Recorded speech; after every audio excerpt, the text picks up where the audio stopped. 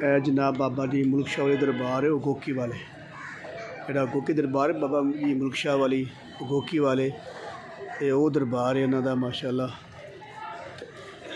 वेखो हुण सूरत हाल की है, लोग की करते हैं, कबर नूं सजदे करते हैं, चुमते हैं, की मामला करते हैं।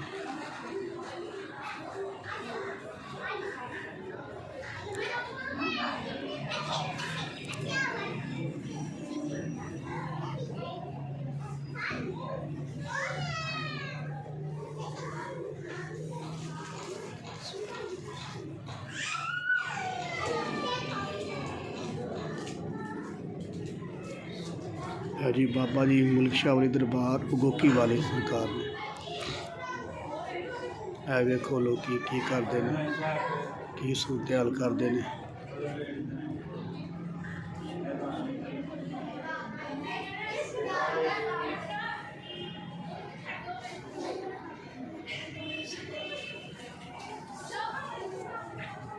है वेखो लोग की करते हैं।